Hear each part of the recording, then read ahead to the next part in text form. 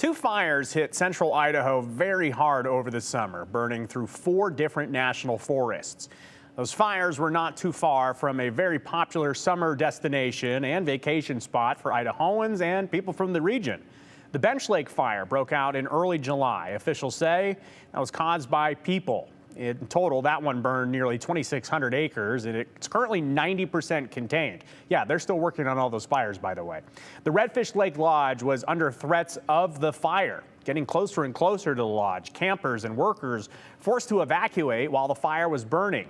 They reopened in some stages towards the end of July. But then the Waptiti fire broke out July 24th, and investigators say that one was caused by lightning. But the Waptiti fire forced the people that live west of Stanley to evacuate. That fire burned over 120,000 acres. That one also 90% contained.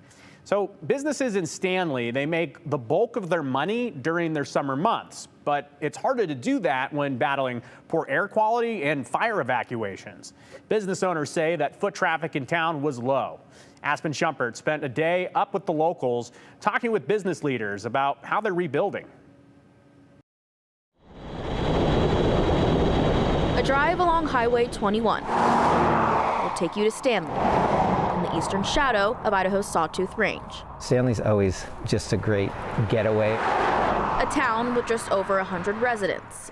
It swells with sightseers and trail seekers in the summertime. Hi. Business owners try to meet their yearly budget. And then a Reuben, you said? In just 4 months. We get thousands of tourists who are here to recreate in the mountains and rivers. 3608 for you. That we're so close by. Right, thank you so much. That's our main product, hospitality in this town. But a drive there these days, visitors get another view of Stanley.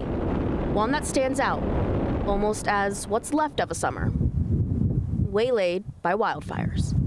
One night that we had a string band playing, and you could see flames on the ridge line behind it, and it was this, well, it was a surreal moment, I'll say. Tim Cron has owned the Stanley Bakery for 21 years and the Sawtooth Hotel for the last 16. We've had wildfires almost every year, but never this close.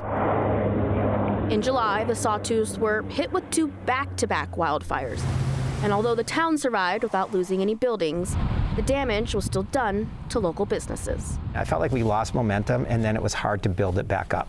There was moments that were good in there, but it just wasn't consistently solid business. Jim Slanitz has owned the casino club for the last 5 years. He says this summer was the slowest yet. You know, I've talked to more firefighters in the last month than I probably have in the rest of my life.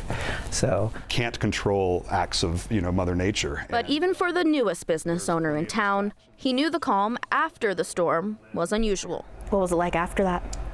Slow.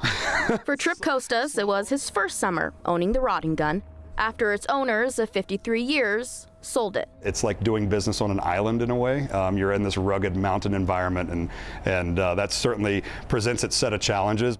And he really only experienced a month of typical seasonal business. We could see the business just doing this. I mean, it was just a steady 20% week over week increase over the previous week, and then it kind of plateaued at the Bench Lakes fire, and then we kind of started going up again, and then Waptiti came and really threw a curveball at us for sure.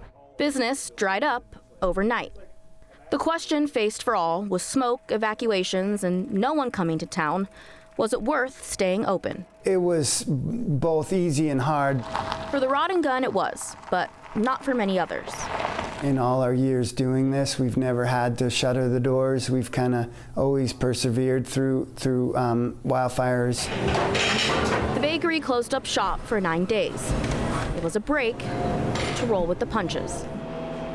The casino club took it one day at a time. There was days we were like, okay, let's open up for tomorrow, and it would just be smoked in and just almost apocalyptic. And we'd go like, okay, like this is not, we shouldn't have opened today.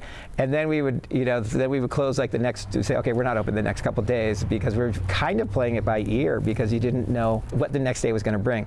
He says it was impossible to find a strategy, and most of his seasonal workers called it early. We got down to a skeleton crew, so we were able to kind of make it work. And that was okay. So we did keep people employed, and everyone that wanted to be here and be employed, we kept them on. They even canceled one of their summer concerts. It was a tough one to, because you have the band booked and you want to stand by your obligations to them, and we just didn't have the numbers that I know we would have had not the fire been going on. In the end, Casino Club was about 25% down in sales compared to the summer before. I think 1A plates are probably half our business in the summer, and if you take away that, you've cut it way down. Yeah, I think there was a certain perception, even if it was well-meaning, that the town was literally on fire, that we personally were on fire, and it became a bit frustrating to battle back against that.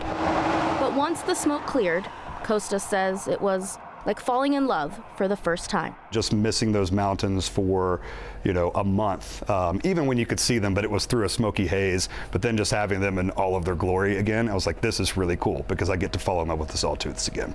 There's one word that all three of these Stanley owners agreed to describe this season. I think Stanley is a pretty resilient place. This small business community is resilient. Yeah, the city's resilient. Closing the books on this summer, Stanley is banking on reigniting the town's economic spark I make sure I got everything. instead of more fires. How are your rest of your day? Stanley can't wait for visitors to come back, and that's the simple solution to all of this is come visit us. These businesses are wrapping up their last few weeks of business before they enter slack time, and they take a break before winter season hits. Joe, these businesses are excited for winter season. They do a lot of winter activities up there in Stanley, and so they're excited to greet people here shortly in the next few months. And if you're looking for something to do this weekend or something, I think that would be a good spot to be up there. I'm just so curious, we spoke to a few businesses. What about the other parts of Stanley? Yeah, these were just a few of the businesses that were impacted by the wildfires. I know Abby Davis talked to Redfish Lodge, and coming up on the news at 10, you're going to hear from them as well as Stanley's mayor about the impact of wildfires that it had on businesses this season. Okay, good perspective on a place that so many of us love to visit. Thank you so much, Aspen.